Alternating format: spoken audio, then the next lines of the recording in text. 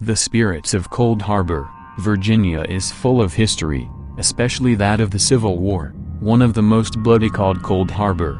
Located in Mechanicsville, Cold Harbor Battlefield is where one of American history's bloodiest, most lopsided battles occurred. It was a part of Union General Ulysses S. Grant's Overland Campaign, also known as the Wilderness Campaign. Though the strategic operation included many raids and skirmishes, the battle at Cold Harbor was particularly disastrous and grisly. Grant himself would later reflect, "Cold Harbor is, I think, the only battle I ever fought that I would not fight over again under the circumstances. I have always regretted that the last assault at Cold Harbor was ever made." A priest who was at the battle, Winthrop Phelps, confirms, "You cannot conceive the horror and awfulness of a battle. I never wish to hear another, much less see it. I went out to see this but found myself in such danger I soon fled. Pray for me. I cannot write, am not in a fit state of mind."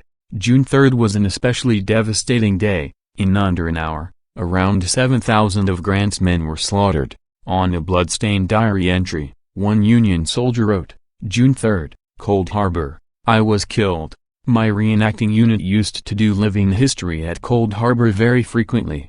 We were allowed to camp over by the Garthright House, and when people would stop by, they'd ask questions about us, Cold Harbor, and questions in general about the war. One particular night about 10 of us had laid down for the evening. It was a full moon, and chilly. I was awoken by the sound of clanking, sort of like the sound of a tin cup banging on a canteen or haversack buckle. I had to use the bathroom anyway, so I went to see what I could find. I walked back the gravel path about 40 feet, and the sound got louder and louder. I could then faintly see a campfire, and what seemed to be 2 reenactors sitting around it. I thought it was odd due to the fact fires aren't allowed on federal property. I walked closer. I noticed that the 2 men were talking and were drinking from their tin cups. They were Union soldiers, and had their muskets stacked together. Both men were sitting on crates. I walked closer and called out, "Hey there." No response. I called out again, "Hello." Both men stopped what they were doing, almost like they were frozen in time. They then turned and looked at me. They stared at me in a strange way, like I have never been looked at before. I then saw something I wish I'd never seen. The men were wax-like, white pale skin, and their eyes seemed hollow, as if there were no eyes. One of the men stood up and then pointed at me. The other turned and half of his face was shot away, like he'd been hit by a shell and his face exploded. I turned and ran so fast I almost tripped. I woke my fellow reenactors up and told them they had to come see what I had experienced.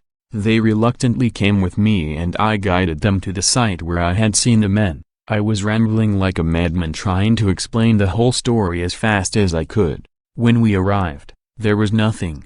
No sign of a fire, men or anything. Most of the guys thought it was a joke and went back to camp. My sergeant, Bill, believed me. He said, "I have been coming here for many years, and I tell ya, I have seen some strange things too." I reluctantly stayed the night but didn't get a wink of sleep. The next morning I went to where I saw the 2 specters, and there was nothing there. If you ever go to the Garthright House, walk the path to the left in the visitor area. Maybe you will see 2 Union soldiers still stuck in purgatory.